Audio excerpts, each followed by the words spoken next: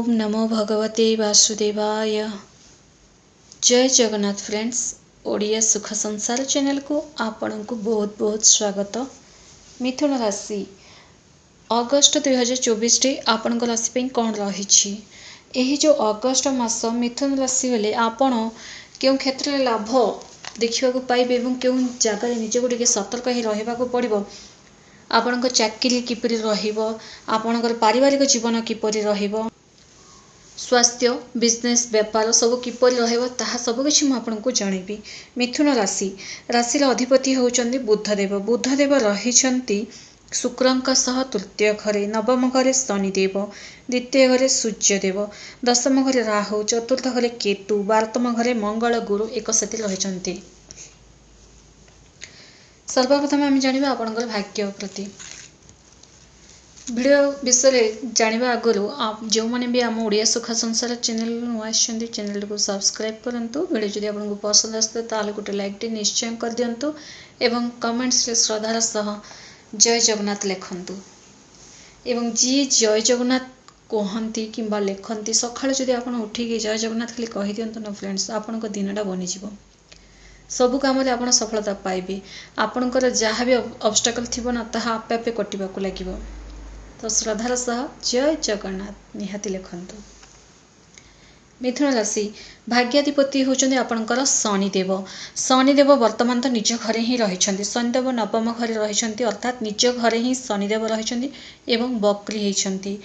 भाग्य आपणकर full support करिवो, भाग्य रे साथ मिलिवो एवं आपणकर पड़ोसी सह आपणकर रिश्ता भल रहिबो, काम बनिबो। आपणकर समय लगिले मध्य आपणकर कामटा निश्चित भाव में हेबो। जो काम रे आपण हाथ देबे सेथिरे सफलता मिलिबो एवं आपणकर घरे किछि विवाह शुभ कार्य हेबार संभावना रही। नचेत आपणकर विवाह मध्य हेइ पारे, डेट मध्य फिक्स हेइ पारे, जोटा कि डिसेंबर जनवरी फेब्रुआरी मास आड़को आपणकर विवाह मध्य आपण फिक्स करि पारंती।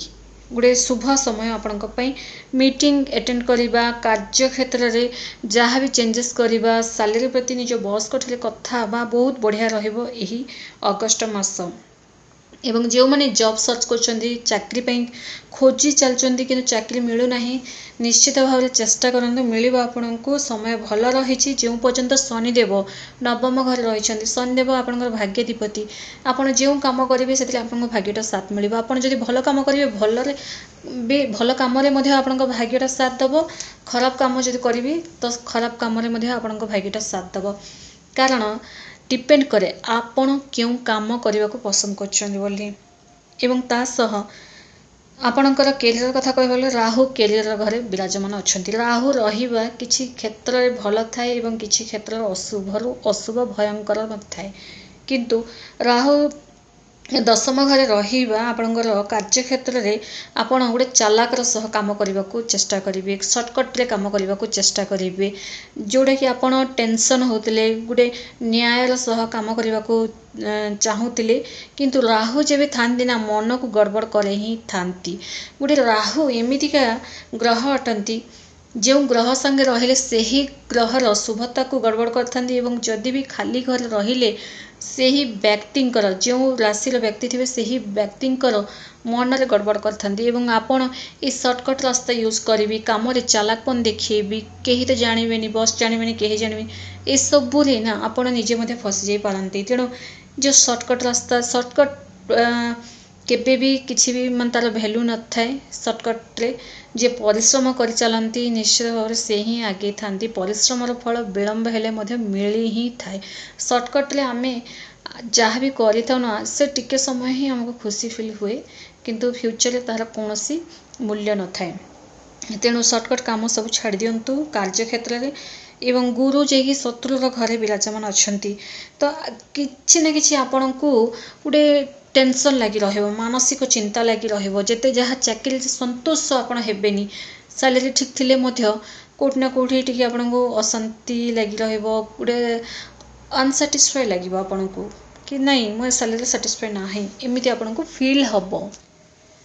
बिजनेस मध्य आपनकर भल रही। बिजनेस रे जो मैंने कस्टमर आसंदी, जो कस्टमर गुड़ाक तांको सहित भल व्यवहार करंतु, आपनक बिजनेस आहरी ग्रो करिवो। एहा होची बिजनेस रो सीक्रेट।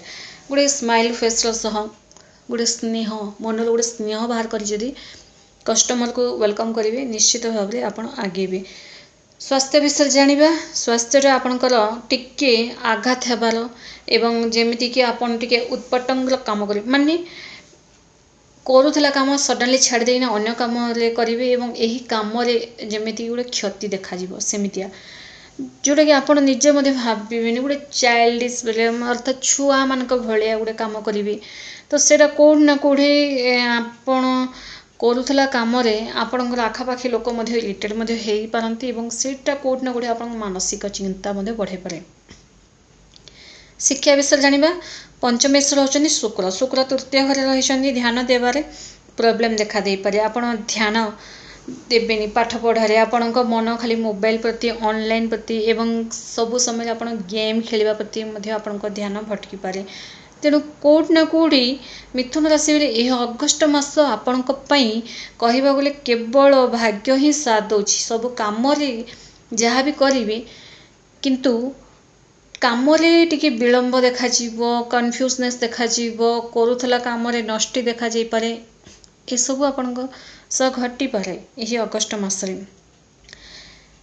आसन बर्तमान आम जाना लव रिलेशन टा भल रही बुलाबुली करेंगे पारिवारिक कथा कहवा गले देखो पारिवारिक सप्तमेश्वर गुरु 12तम घर रही परिवार भितर टिके लोकछोप देखा दे पारे स्वामी स्त्री भितर कौन गोटे टॉपिक को नहीं आर्गुमेंट देखा दे पारे आपणकर परिवार रे पर्सनल लाइफ रे किछि इश्यू मधे देखा दे पारे किछि आपणकर कार्य क्षेत्र को नहीं आपणकर टेंशन बढ़ी पारे किछि पर्सनल मैटर रे निजर लव रिलेशन रे ब्रेकअप रो मैटर रे आपन को टेंशन देखा दे पारे।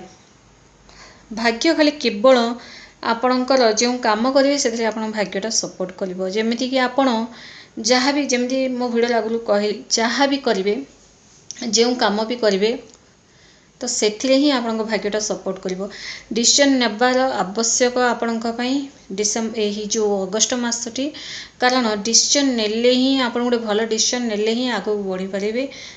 आपण प्रत्येक दिन गायत्री मंत्र पाठ करंतु जो द्वारा आपण मन शांत रहिबो गोटे भल डिसीजन नहीं पारे आपण एवं आपणकर जहाँ भी आप करने को चाहते ताहा करि पारनांती सडनली जनक संगे मिसुचंती कथा होचंती सडनली कथाटा बंद कर दउचंती यह आपणक सह प्राय काहींकी होता है आपण निज भितरे मध्ये क्वेश्चन करिथिबे केते थर किंतु जेबे आपण गायत्री मंत्र यही मास जदि पाठ करिवे आपणक पई भल रहिबो भल डिसीजन पावर बढ़िबो एवं निज भितरे गोटे शांति बढ़िबो एवं तासह गणेश भगवान पूजा करंतु गणेश भगवान पूजा कले आपणकर जीवन में आसुवा बाधा विघ्न सबु किछि दूर हेबो गोटे सफल हेबे आपण सबु काम रे सफल हेबे जीवन में आपण आगे सांग साथी रिलेटिव्स घर लोके निज लवमेट ये सबुर चिंता आपण को आ घारिबो नहीं जदि आपण गायत्री मंत्र पाठ करेंगे। गायत्री मंत्र निज भितर गोटे बहुत पावरफुल अटे फ्रेंड्स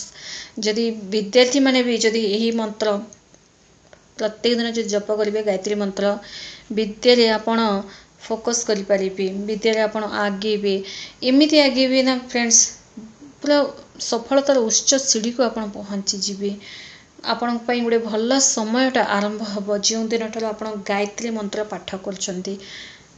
वीडियो जदि आपको पसंद आसते ताहले गोटे लाइक सह कमेंट्स रे जय जगन्नाथ निहाती लिखंतु फ्रेंड्स। धन्यवाद।